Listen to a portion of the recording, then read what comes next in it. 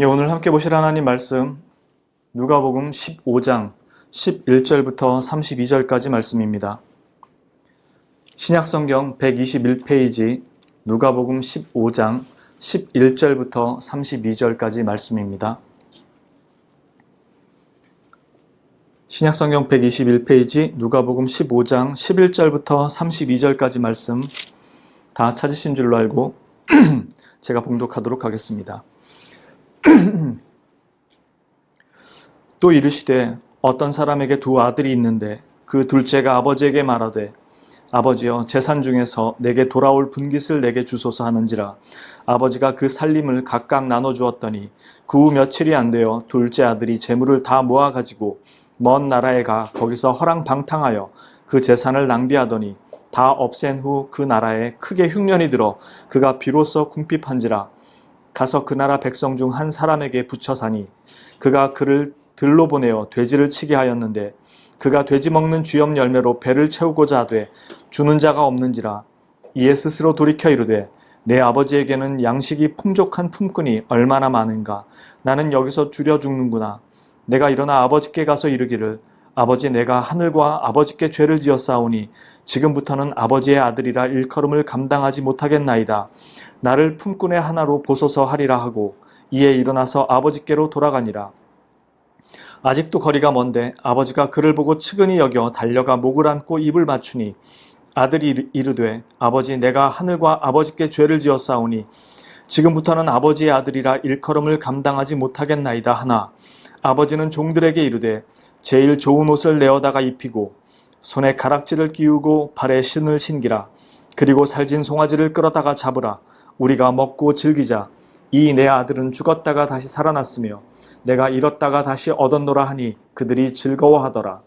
맏아들은 밭에 있다가 돌아와 집에 가까이 왔을 때 풍악과 춤추는 소리를 듣고 한 종을 불러 이 무슨 일인가 물은데 대답하되 당신의 동생이 돌아왔음에 당신의 아버지가 건강한 그를 다시 맞아들이게 됨으로 인하여 살찐 송아지를 잡았나이다 하니 그가 노하여 들어가고자 하지 아니하거늘 아버지가 나와서 권한대 아버지께 대답하여 이르되 내가 여러 해 아버지를 섬겨 명을 어김이 없거늘 내게는 염소 새끼라도 주어 나와 내 벗으로 즐기게 하신 일이 없더니 아버지의 살림을 창녀들과 함께 삼켜버린 이 아들이 돌아오매 이를 위하여 살찐 송아지를 잡으셨나이다. 아버지가 이르되 예, 너는 항상 나와 함께 있으니 내 것이 다 내 것이로되 이 네 동생은 죽었다가 살아났으며 내가 잃었다가 얻었기로 우리가 즐거워하고 기뻐하는 것이 마땅하다 하니라. 아멘.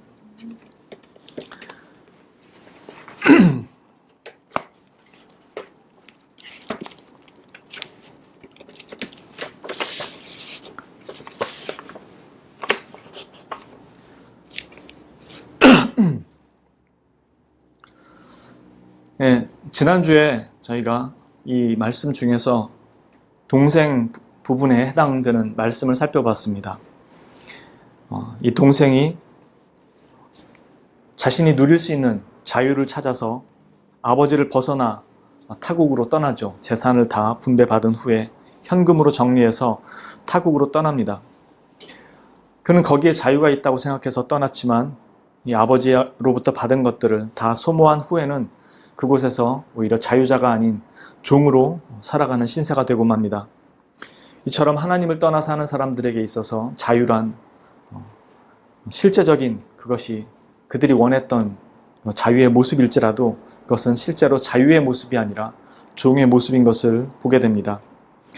그러나 그는 자신의 모든 것을 탕진하고 난 후에 자신이 처한 상황 속에서 비로소 아버지와 함께 있었을 때의 그 풍요로움과 아버지가 가지고 있는 그 넉넉함이 무엇인지를 보고 아버지께로 돌아오게 됩니다.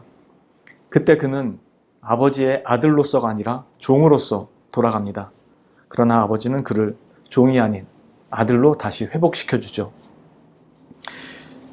자유를 찾아 떠난 자가 살았던 삶이 종의 모습이었고 그가 비로소 그곳에서 종의 모습으로 사는 자신을 보게 되고 아버지께로 돌아옴으로 인해서 참 자유를 얻는, 그래서 아버지 안에서 누리는 자유가 무엇인지를 깨닫게 되는 그 내용을 보았습니다.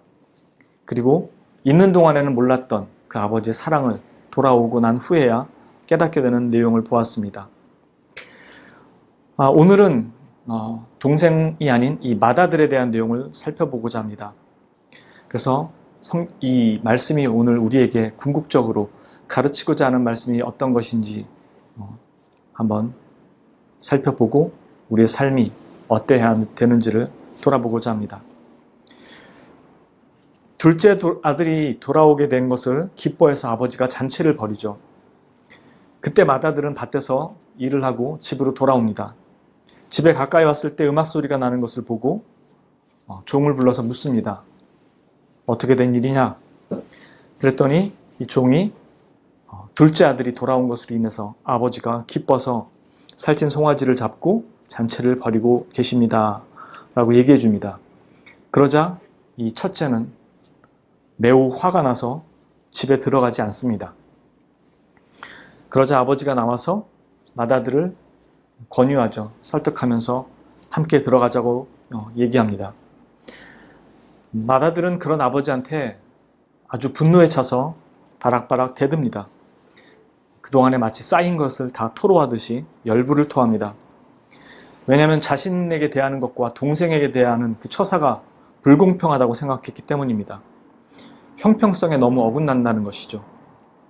오히려 집 나가서 창녀들과 놀아다니면서 재산 다 탕진한 그 사고치고 돌아온 놈은 송아지까지 잡아주면서 반기고 긴 세월 동안 집에서 열일한 자신은 염소 새끼 한 마리 잡아준 적 없다고 대들죠. 그런 맏아들의 분노에 가득 찬 폭언을 아버지는 다 받아줍니다. 그러면서 맏아들에게 이 아이가 네 동생이 아니더냐? 그가 죽었다가 다시 살아났고 나는 잃었다가 그 아들을 다시 얻었다. 우리가 이걸 기뻐하는 것이 마땅하지 않겠느냐라고 맏아들을 잘 다독입니다. 그러면서 함께 들어가기를 권유합니다. 그리고 이 이야기는 여기서 끝이 납니다. 맏아들은 둘째가 돌아왔을 때 밭에 있었습니다. 둘째의 모습과는 전혀 다른 모습을 보여주죠. 둘째는 아버지의 뜻을 거스르고 자기 마음대로 하는 아들이었다면 맏아들은 성실해 보이고 되게 순종적으로 보입니다. 사실 맏아들은 아버지의 장자였기 때문에 그 집의 모든 종들을 마음대로 부릴 수 있는 그 특권을 가진 사람이었습니다. 그런 위치에 있는 사람이었습니다. 그래서 굳이 자신이 밭에 일하러 가지 않아도 되는 입장입니다. 그럼에도 그는 밭에 나가서 일을 하고 돌아옵니다. 그것도 아주 오랜 세월을요. 그런데 동생이 건강하게 돌아왔고 아버지가 그 일로 인해서 기뻐서 살찐 송아지를 잡고 잔치를 열었는데 그는 완전히 분노에 휩싸입니다. 요즘 하는 말로 한마디로 빡친 거죠. 그리고 집에 안 들어가려고 합니다. 머리 끝까지 열이 뻗쳐서 아버지가 와서 권유를 해도 들어가려고 하지 않습니다. 그리고 한마디 한마디 말하는 게 아주 분노에 가득 차서 얘기합니다. 이 29절을 조금 더 이해하기 쉽게 고쳐서 번역하자면은 이렇습니다. 그가 그의 아버지에게 대답하여 말하기를 보십시오. 내가 수많은 세월을 당신을 섬겼고 당신의 명령을 결코 어긴 적이 없었는데 당신이 나에게 내 친구들과 함께 즐기기 위하여 염소 새끼 한 마리 결코 준 적이 없습니다. 즉 자기가 행한 일에 대한 것과 아버지가 거기에 대한 보상으로 한 것에 대한 것을 결코 준 적이 없다라는 것으로 나는 결코 어긴 적이 없고 아버지는 결코 준 적이 없다는 것으로 강하게 대조시켜서 얘기합니다. 즉 맏아들은 처음에 시작할 때부터 아버지라는 말 대신에 보십시오 라는 말로 시작하고 아버지라는 말을 하지 않습니다. 집을 나갔던 둘째 아들조차도 돌아와서 아버지를 처음 만났을 때는 아버지 아들이라 일컬음을 받지 못하겠다고 종으로 써달라겠다고 마음먹고 돌아온 아들은 아버지를 봤을 때 제일 먼저 한 말이 아버지였습니다. 아버지, 내가 하나님과 아버지께 죄를 지었습니다.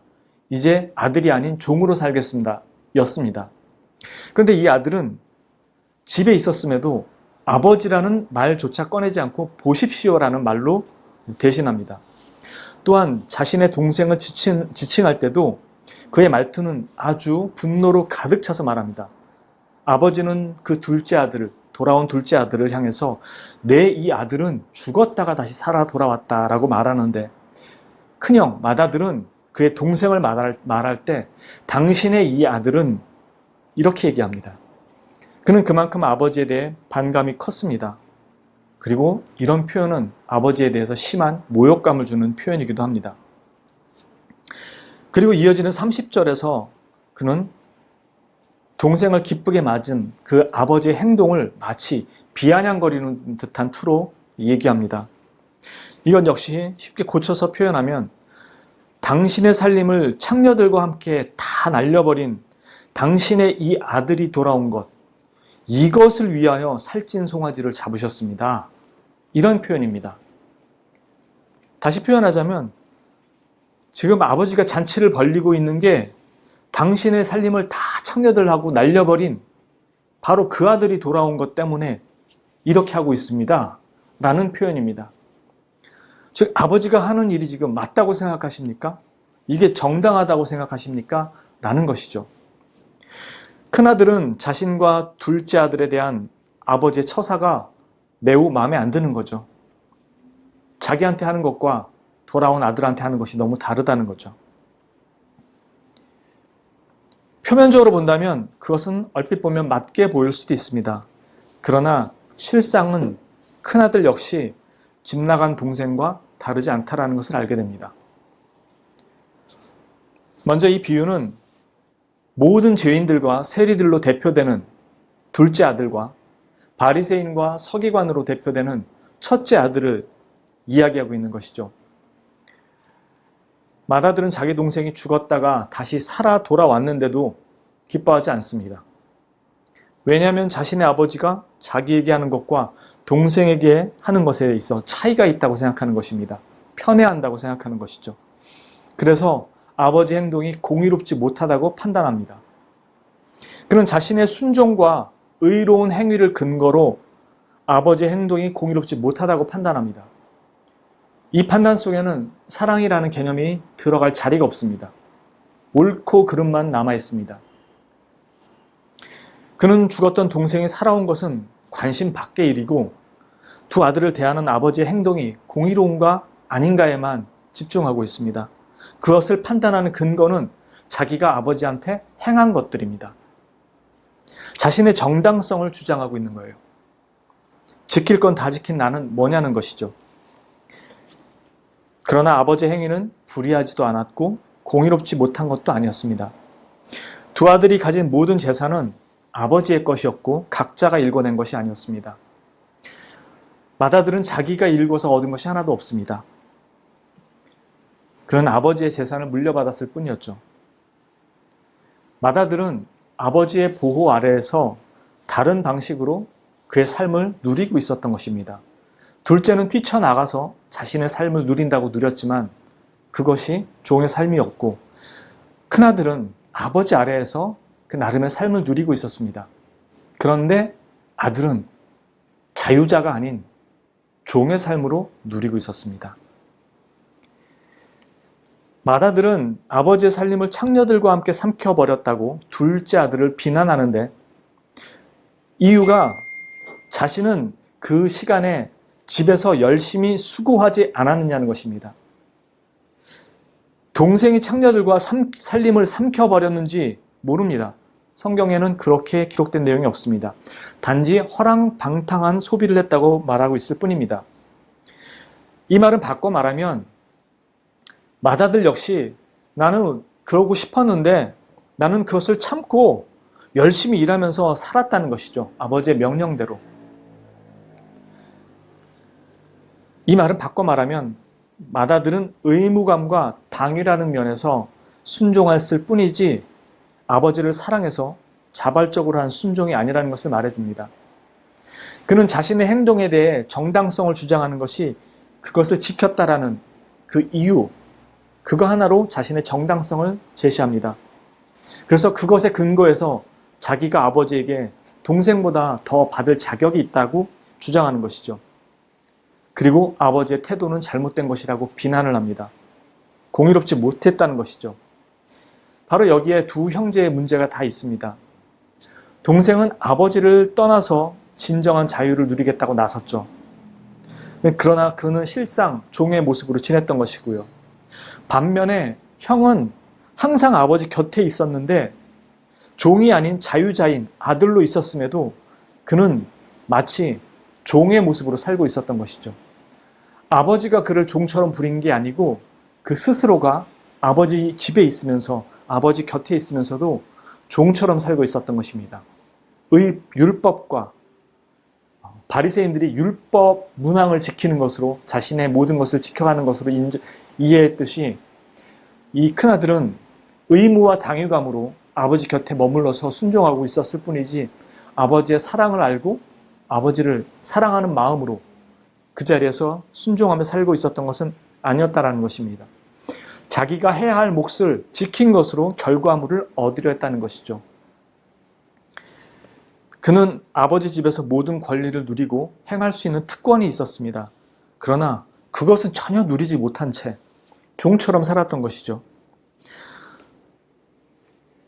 둘째가 자유를 찾아 집을 나섰다가 종처럼 살았다면 첫째는 집안에서 자유인이면서도 종처럼 사는 거죠. 마치 바리새인들이 율법의 문자적 의미만 지키며 사는 것처럼 율법적이고 의무적인 생활을 한 것이지 그 율법의 본 의미를 알면서 누리지 못했던 것이죠. 바리새인이 그랬던 것처럼 큰아들도 아버지의 명령만 지키고 살 줄 알았지 아버지 곁에서 사는 그 기쁨과 즐거움을 전혀 모르고 살고 있었던 것이죠.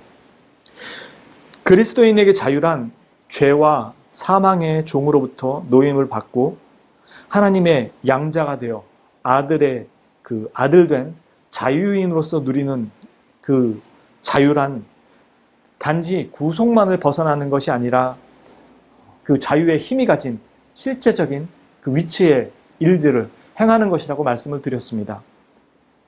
둘째는 그 자유를 다른 곳에서 찾았기에 결국 세상에서 말하는 자유를 누리면서 종처럼 살 수밖에 없었던 것이고, 첫째는 아버지의 장자로서의 자유가 무엇인지를 알지 못했기 때문에 집안에서 종처럼 살았던 것입니다.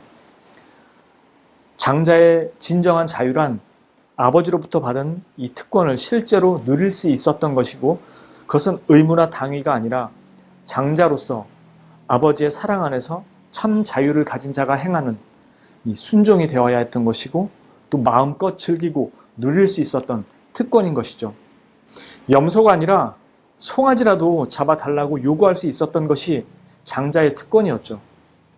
그러나 맏아들은 마치 종이 주인을 대하듯이 아버지를 대할 줄만 알았지 장자의 특권을 가진 자가 누리는 그 특권 속에서 아버지를 대할 줄 몰랐던 것입니다. 마치 바리새인들이 하나님을 그렇게밖에는 이해하지 못했던 것처럼요. 그래서 여기 보면 25절 이하에 맏아들이 밭에 갔다가 돌아왔을 때 집에서 나는 음악 소리와 잔치 소리에 종을 불러서 물었을 때 종이 대답하는 이야기가 그것이었습니다. 이게 무슨 일이냐라고 했을 때 종이 이렇게 대답합니다.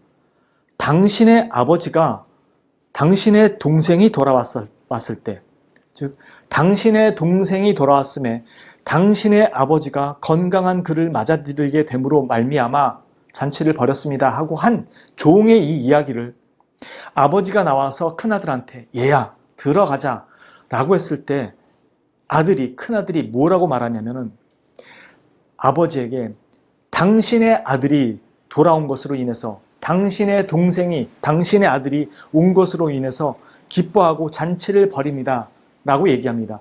그러면서 아버지라고 얘기를 안 합니다. 즉 큰아들이 종을 불러서 물었을 때 종이 대답한 그 대답으로 큰아들은 아버지한테 이야기할 때 그 종이 사용한 어투로 똑같이 사용을 하고 있다는 것이죠. 이 큰아들은 집에서 자유인이 아니라 종처럼 살고 있는 것입니다. 바로 이 두 사람의 문제가 여기에 있는 것이죠. 한 사람은 자유하겠다고 뛰쳐나가서 종처럼 살고 한 사람은 집에 있음에도 종처럼 사는 것입니다.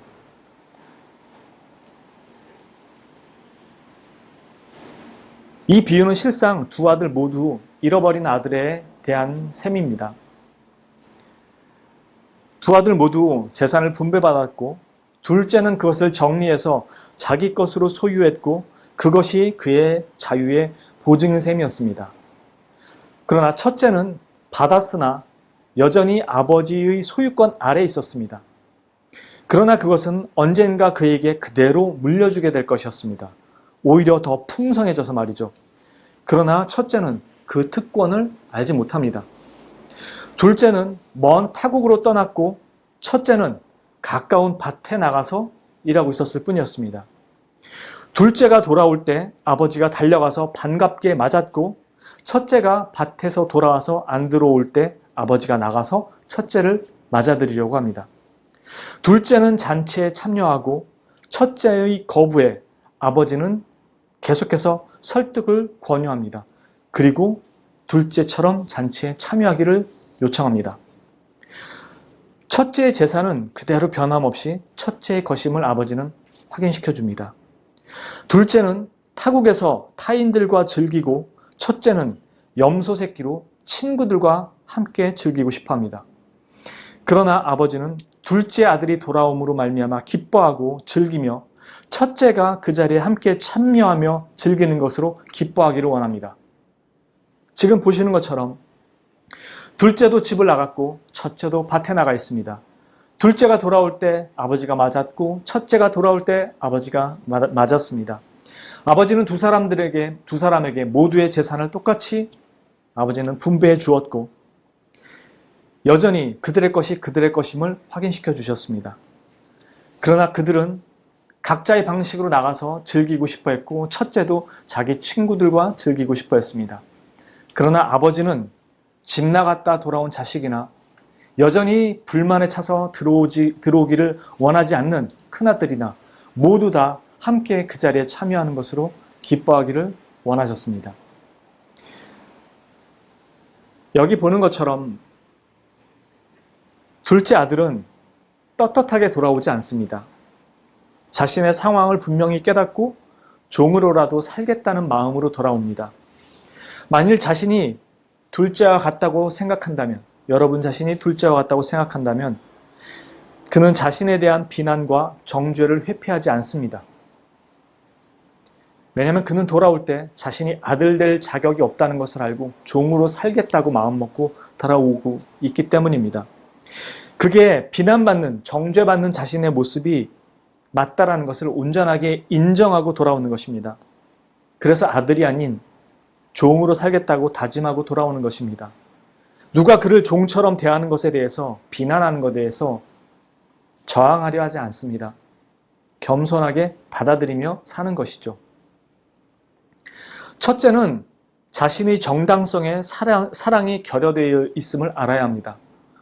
자신이 누리는 모든 것은 아버지께로부터 받은 것이지 그가 스스로 획득한 것이 없습니다. 그가 무엇을 지켜내서 얻을 수 있는 것이 아니라는 것입니다. 이 비유는 결국 잃어버린 두 아들을 기다리는 아버지의 마음, 곧 하나님의 마음을 보여주는 것입니다. 한 부류는 모든 죄인과 세리들처럼 죄된 삶을 살다가 뒤늦게 회개하고 돌아오는 사람들을 맞아주시는 하나님의 사랑을 보여주고, 또한 그래서 그들은 자신들을 향한 비난과 정죄에 겸손하게 받아들입니다. 또 한 부류는 하나님은 알지 못한 채 종교적 의무감과 율법적인 삶으로 자신의 신앙의 그 근거를 삼으려는 이런 바리새파와 같은 사람들에게 여전히 동일한 사랑으로 기다리시는 하나님의 사랑을 보여줍니다. 이 두 부류 모두 하나님의 사랑과 은혜로 구원받았음을 확인시켜 줍니다. 이 두 사람 다 어느 누구도 그들이 구원받을 자격이 없었음을 보여줍니다. 집 나갔다 돌아온 사람도 그렇고 집에 있었으나 아버지의 사랑을 알지 못한 채 자기가 종처럼 일하면서 그것으로 자신의 위치를 확보하려고 했던, 아들의 위치를 확보하려고 했던 그 사람 둘 다 모두 하나님의 은혜로 구원받은 것이지 그들 스스로가 그것을 구할 수 없었음을 보여줍니다. 그래서 둘째와 같은 죄인은 그들의 죄를 스스로 깨닫고 아들로서의 자격을 포기하고 종과 같이 겸손하게 돌아옵니다. 그들을 향한 비방을 다 받아들이고 마음으로 돌아오는 참된 회개의 모습을 보여줍니다. 첫째는 그들이 가진 것과 자격이 그들 자신에게 없음을 보게 하시면서 동시에 하나님의 사랑과 은혜가 그들로 하여금 하나님의 아들로 그 직분들을 그 자리들을 누릴 수 있게 해주셨음을 확인시켜 줍니다. 그래서 겸손하며 성숙한 신앙으로 돌아온 자들을 함께 기뻐하고 즐거워할 수 있게 하십니다. 그렇게 하나님은 두 아들 모두에게 참 자유자의 모습과 하나님의 사랑이 어떤 것인지를 가르쳐 주십니다. 어느 누구도 하나님 앞에서 자신의 것을 자랑할 수 없게 하셨고 그가 어떤 특권을 가졌음을 그 아들의 특권이 무엇이며 참 자유자의 특권이 무엇인지를 다시 확인하게 하십니다. 로마서 11장 35절 말씀, 누가 주께 먼저 드려서 갚으심을 받겠느냐. 이 말씀, 우리가 얻은 것이 우리의 노력이 아님을 분명히 알려주십니다. 우리가 드려서 받을 수 있었던 것이 아니라고 분명히 가르쳐 줍니다. 에베소서 2장 8절부터 9절 말씀, 너희는 그 은혜에 의하여 믿음으로 말미암아 구원을 받았으니 이것은 너희에게서 난 것이 아니요 하나님의 선물이라. 행위에서 난 것이 아니니 이는 누구든지 자랑하지 못하게 함이라. 어느 누구도 자신의 구원과 믿음을 자랑할 수 없음을 분명히 말씀합니다. 그러므로 우리 중에 누구든지 자신의 믿음을 자랑하지 못할 뿐만 아니라 자신의 연약함과 부족함을 겸손하게 인정하게 하십니다. 비난과 정죄가 마땅하지 않듯이 회피와 변명도 마땅하지 않음을 두 아들의 비유를 통해서 가르쳐 주십니다. 둘 다 자격이 없었고 은혜로 아들의 자리에 서기 때문입니다. 그러므로 우리에게 요구하시는 것은 사랑으로 역사하는 믿음밖에 없음을 가르쳐 주십니다. 즉 사랑이 결여된 믿음이 있을 수 없다는 것입니다. 오늘 이 이야기를 통해서 우리가 보게 되는 것은 둘 다 아버지의 사랑을 알지 못했고 둘 다 아버지 안에서 누리는 그 사랑 안에서 누리는 자유가 무엇인지를 알지 못했습니다. 그래서 그들은 어떤 방식이든 자유를 구가한다고 했지만 다 종으로 살았던 것이고 아버지의 참사랑을 알지 못했기 때문에 의무만이 남아있는 삶을 살 수밖에 없던 것입니다. 즉 우리가 구원받는 것은 오로지 아버지의 사랑과 은혜로 구원받는 것이고 이 믿음이라는 것은 곧 사랑으로 드러나는, 사랑으로 역사하는 믿음이라는 것을 우리에게 분명히 가르쳐 줍니다. 우리에게 자격이 없었고 은혜로 받았던 것임을 분명히 아는 그리스도인이라면 그는 타인에 대한 정죄와 비방을 함부로 할 수 없으며 그 자신 스스로가 먼저 하나님 앞에 그렇게 서는 자가 돼야 될 것입니다. 그리고 하나님 앞에 겸손하게 돌아온 자는 자신들을 향한 권징과 징계와 권면에 대해서 회피와 변명이 아니라 겸손하게 수용할 줄 아는 그 모습을 또한 같이 가져야 하는 것입니다. 어느 누구나 비방과 정죄의 자격이 없고 또한 어느 누구도 변명과 회피를 할 수가 없습니다. 이 두 가지 모두 다 어느 쪽에 있던 우리는 이 틈에서 벗어나지 못합니다. 그것이 모태신앙이었던 돌아온 사람이었던 우리는 어느 자리에 있던 하나님의 사랑과 이 은혜를 다 깨닫지 못합니다. 이 비방과 정죄와 변명과 회피를 벗어나는 길은 참으로 하나님의 사랑과 그 은혜 안에서 자신이 무엇을 누리고 사는지를 깨닫고 알아가는 자리에서 고쳐질 수 있는 것들입니다. 여러분들이 이 삶을 누리고 모두 하나님의 사랑 안에 거하는 자로서 이 신앙의 모습을 지켜갈 수 있기를 주님의 이름으로 축원합니다. 기도합니다.